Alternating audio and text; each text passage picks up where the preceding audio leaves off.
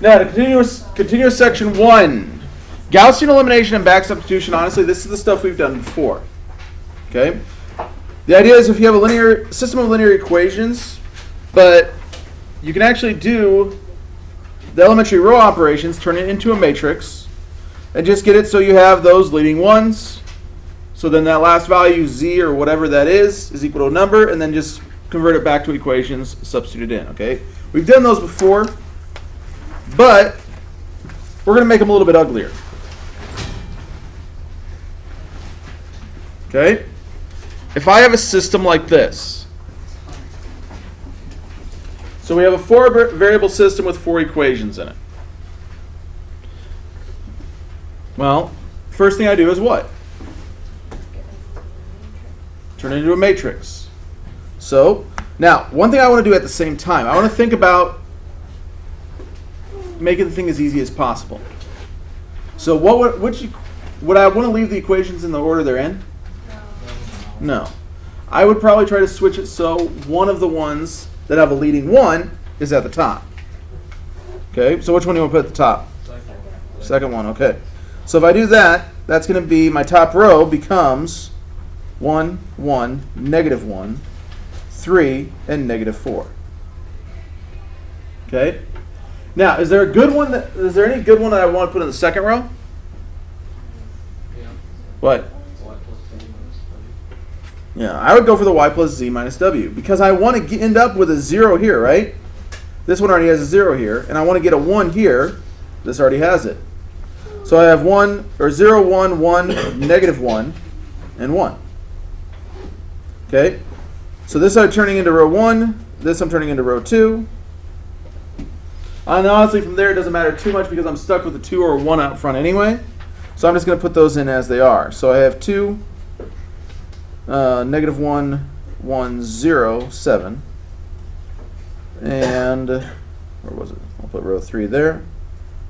And row 4, 1, negative 4, 3, negative 2, 18.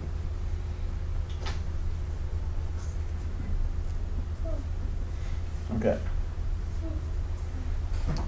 Now I'm going to show you the way to cheat. Okay? I'm going to show you how to use the calculator for these. But remember, we'll go back and do it by hand, a different one in a second. The quiz is no calculator, right? So, what I'm going to do is put this into a matrix. What are the dimensions of this matrix? 4 by 5. Yeah, 4 by 5. 4 rows, 5 columns. So, go over to Edit, and then put your numbers in. So go to Matrix, and then go to Edit.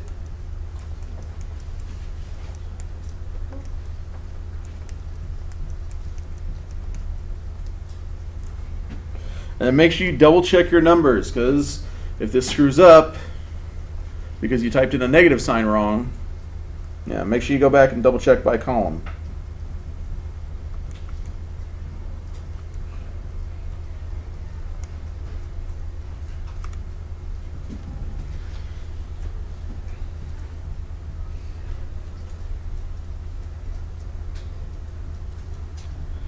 Now, for Gaussian elimination, I want to turn this thing into row echelon form. Okay? So I want to solve this with Gaussian. So I want to turn this into that matrix. Well, if I quit out of this, and you want to make sure you quit all the way out so you're not trying to fill in an answer into one of the fields. I'm going to go back to matrices. Now, if I just want to solve the system, I could do the inverse of the 4 by 4 matrix, right, times this matrix. But you actually have another option. If I go over to math, there's some operations to matrices here. You can do the determinant. You can find the dimensions of that matrix. You can find turn it into an identity of the same size. You can do some other stuff here. You can swap rows. But if I want to do Gaussian elimination, that means I'm looking for row echelon form. You see anything that might be helpful? You have REF right there. So go to your A value. Remember, we're not just in math, we're under a second matrix, and then go over to math. And then apply your matrix, or apply that to the matrix A, and it'll actually do the reduction for you. Now, I don't like the decimals there. You can actually do math and then fraction, and it'll convert the decimals to fractions. So, there's my row echelon form of this matrix.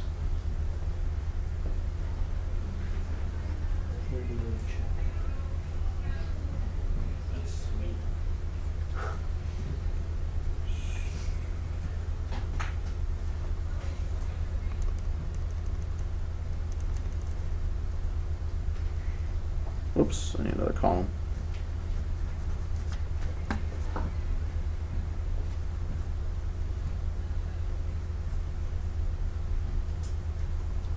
Did everybody get these?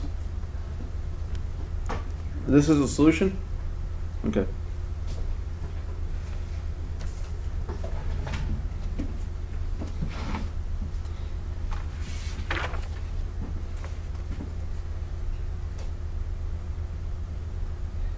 Okay. Thought I had different ones last hour, but could be wrong. Oh, I bet I switched that. Okay. So, oh, I put them down in the wrong column. That's why it's looking weird. Okay. So I have 0 here, then 4/7, negative 11/12. What if I copied it down off the calculator right? Okay. So from there,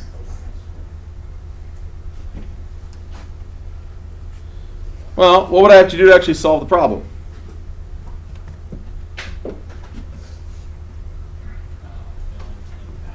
Back substitute. What value do I know? W is equal to what? 0. So start at the bottom, work your way up. W is equal to 0. So that means this is what? Yeah.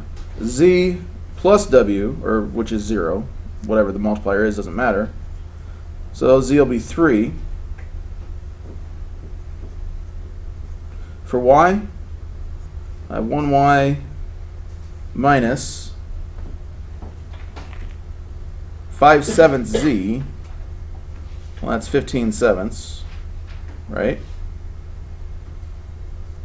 Plus nothing is equal to negative 29/7. It's a little bit awkward, but what do you get when you solve for Y then?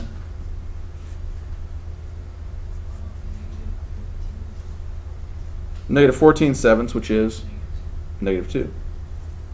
So they look a little bit ugly while you're doing this, but, and then I get X minus 0.5 times negative 2 is going to be plus 1. Plus 0.5 times negative 2 is going to be minus 1. Plus 0. Right? Just double checking real fast. Oh, wait, no, sorry. 0.5 times 3 is going to be 1.5. I multiplied it by the 2 again by mistake. 0.5 times 3 will be 1.5. Negative 2 times 0.5, negative 0.5 will be positive 1. And 0 times 0 is still 0. Equals 3.5. So what would X be?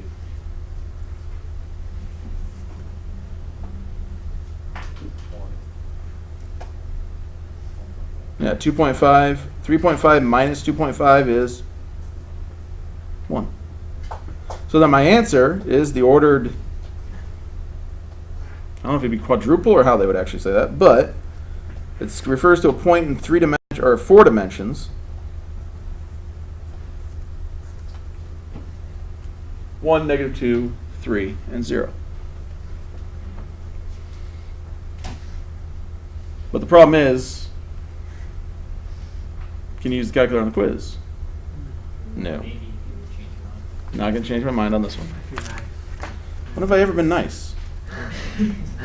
So, looking at this one, if I want to solve this system, well, where do I start? Put it into a matrix. So, is there any advantage to moving anything around here? Not really, because they all start with a 1 in the first row. or the first column, so yeah. So 1, 1, negative 1, 7, 1, 0, 1, 2, 2, 4, negative 1, 10, and 1, negative 1, 4, negative 5. So let's go ahead and get this down to that row echelon form. What would I do first?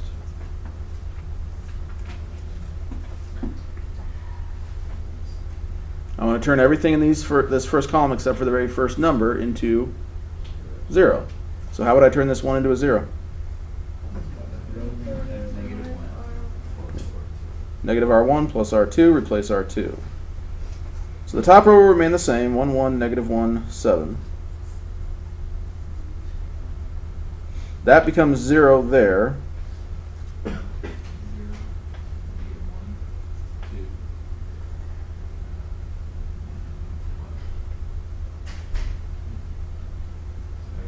Negative 12.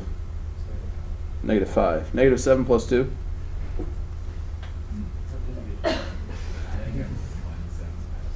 That could be. And then added, well, but that'd be negative 14 add 2. That might have been what he did, but I thought he might have just read that as negative 12. So what about for this one? I want to get rid of this 2.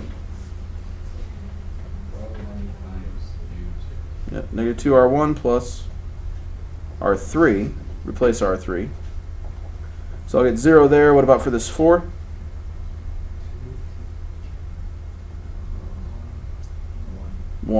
Negative times a negative turns positive 2 minus 1. Negative 4. And for the bottom row? Negative R1 plus R4 will give me 0 then.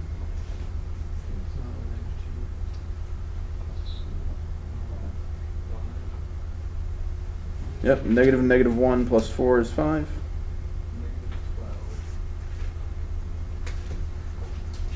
Negative 12. Yep. So, then what?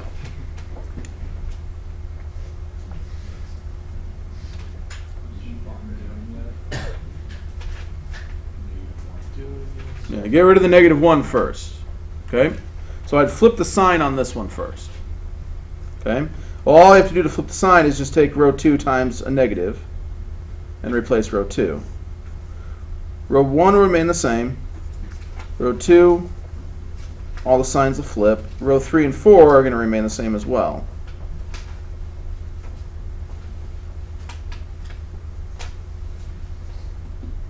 Okay. Then what?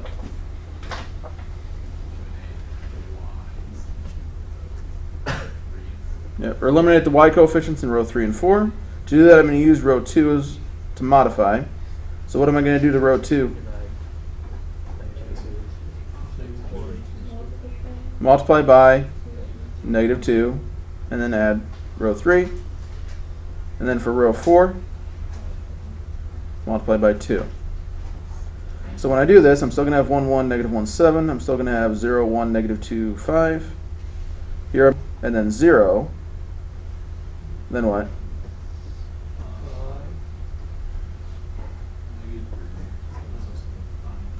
Negative 2 times negative 1 is 2. Plus 1 is 3. Oh, we're using row 2. You're right. Sorry. Well, if I was looking at the right row. Negative 2 times negative 2 is 4. Plus 1 is 5. Yes. Negative 2 times 5. Negative 14. Okay. 0, 0 again. Now make sure you use the right row. Don't use the wrong one. I don't know why you do that.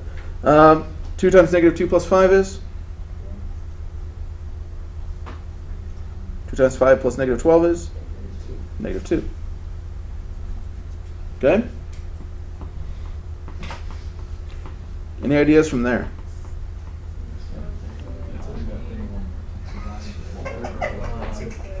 You can divide the third row by 5. Oh my god. All right, John? Yeah, I'll be fine. Okay. I honestly have no idea. But don't worry, John, it's on tape. Yeah, it's on tape.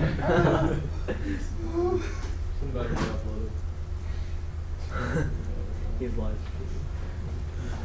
What's that last number going to be then? Negative 14 fifths. Then what?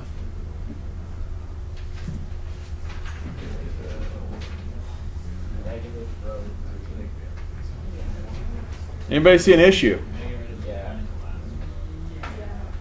There's no point. Why? Yeah, if z equals two different things at this point.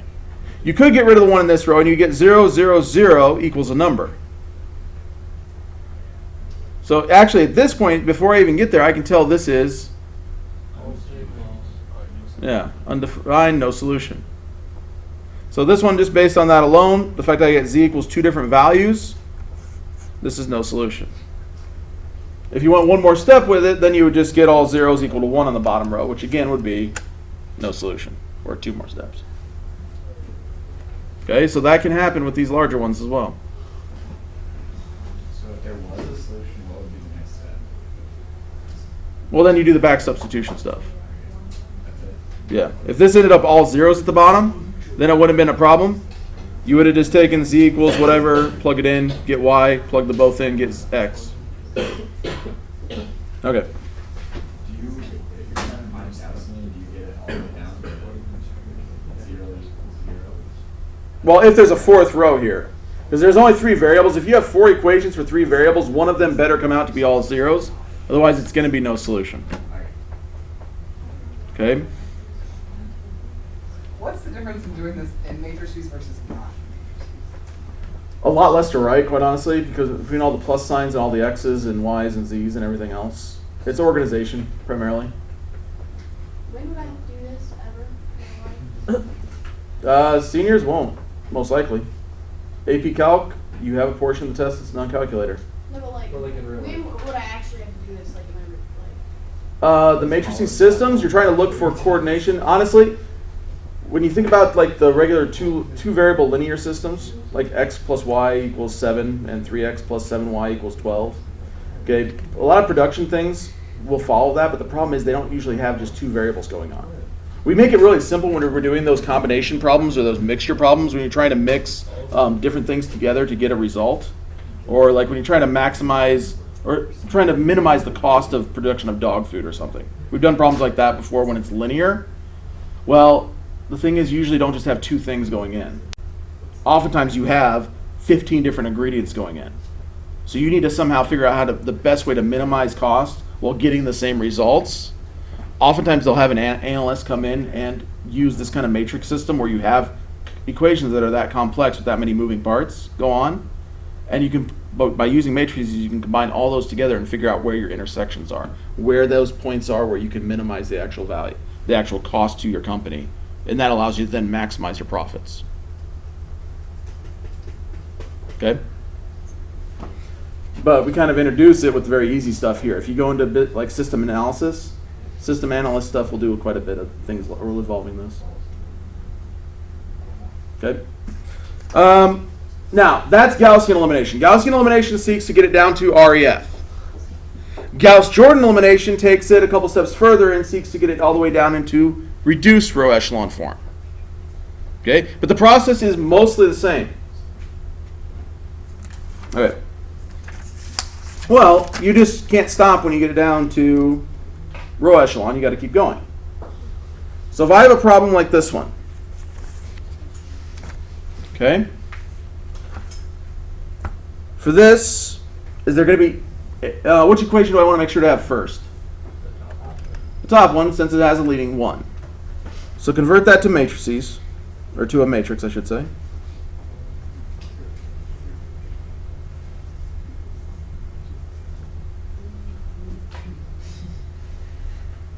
Okay.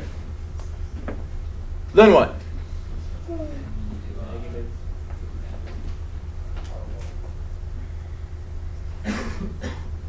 They have 3R1 plus row 2 and plus your R3. Okay. So I'm still going to have the same top row.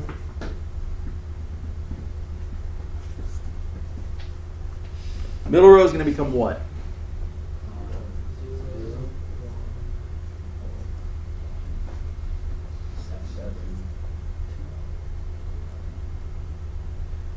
Yeah, 15, positive 15 plus negative 4 will be 11. Bottom row? 2.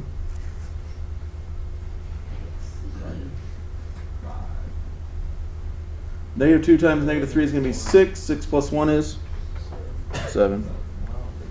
Negative 2 times negative 5 is plus negative 2, 8. Now the nice thing here is your second row already has a leading 1, so what do I do next?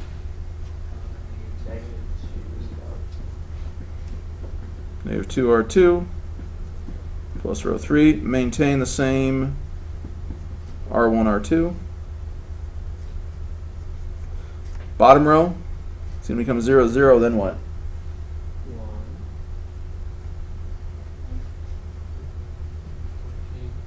I say, not 1. Negative 7. Negative 2 times the 7 is negative 14 plus 7. No, you're just looking at the first row and doing it wrong. Negative what? 16. Negative 16. Negative 22 plus 8. Negative 14.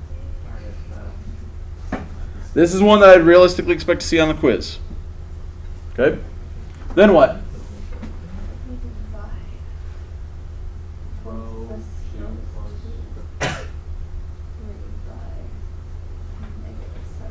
In other words, multiply it by negative 1/7. Because that's going to get me down to leading 1s in all rows and gets me all the way down to row echelon form. So that's Gaussian elimination up to there. For Gauss-Jordan, I'm going to add in going back up. I want zeros above those leading 1s. So what can I do to turn? I already have zeros below. What can I do to turn this 7 into a 0?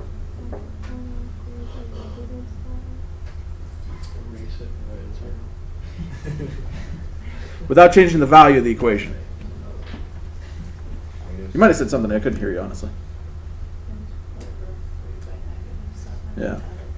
Negative 7 row 3 plus row 2. Okay?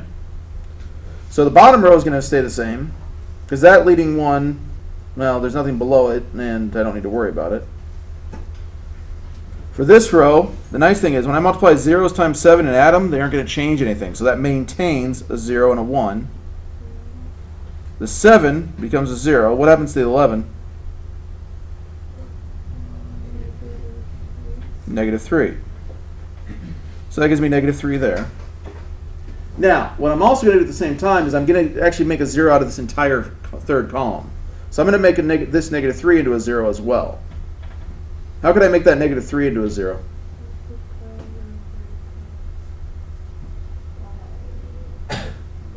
Row 3 by 3.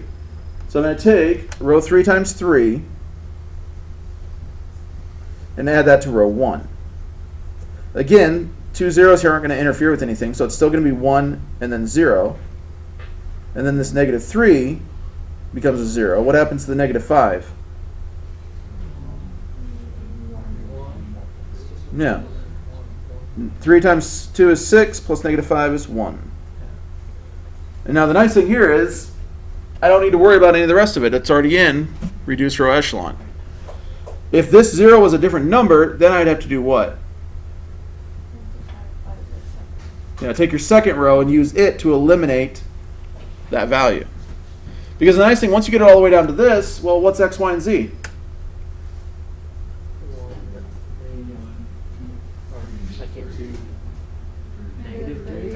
Negative 3 and 2. Can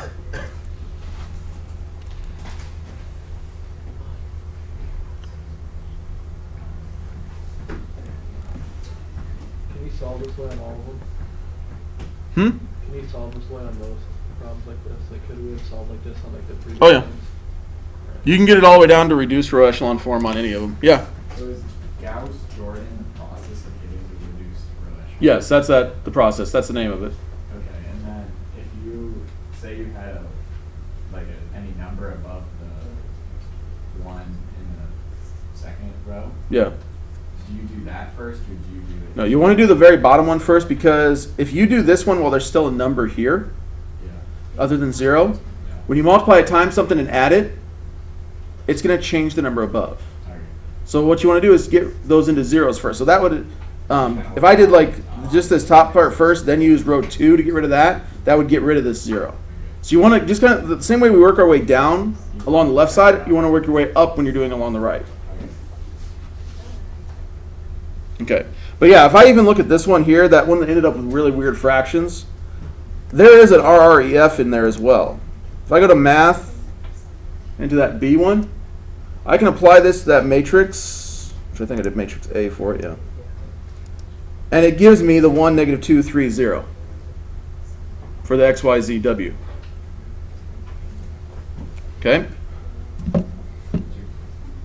Let's do one more. Your choice on method. Calculator? Okay. Go ahead and put it in the calculator.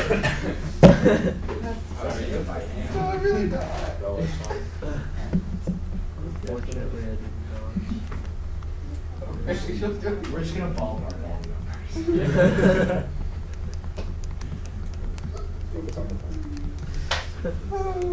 numbers. Let's go.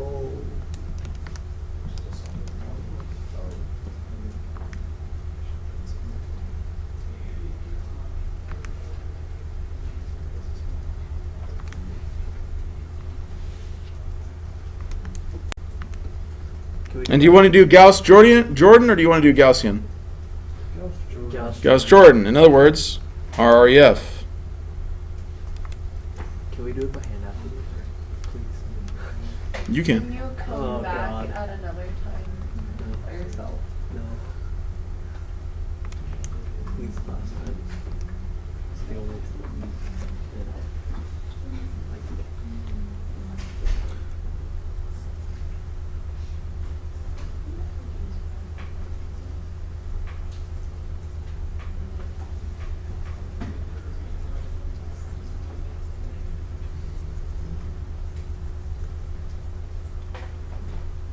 What do you get for a matrix when you do RREF of that? 1, 0, what? 1, 0, 2, -1. Okay. 0, 1, 3, -2. And all zeros.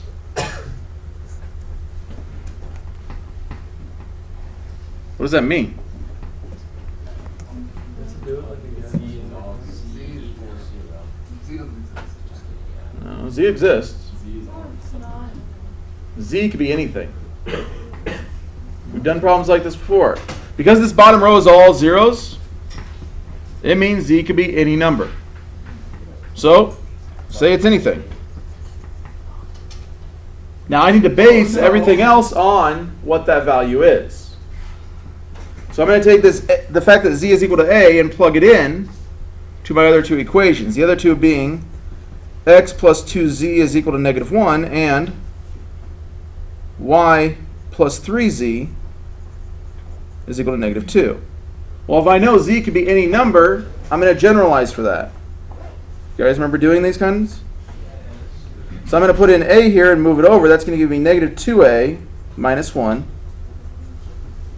Y is going to be -3a minus 2. So then my answer is going to be the order triple. What x is equal to, what y is equal to, and what z is equal to.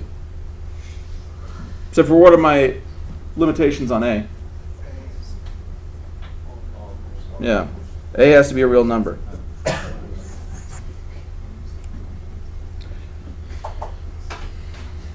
So you can have infinitely many solutions, but you do need to actually figure out what those solutions are. This is an infinitely many, but within those limitations on z. Questions on any of it? That's on the quiz, right? Potentially. But you also don't get to use a calculator on the quiz.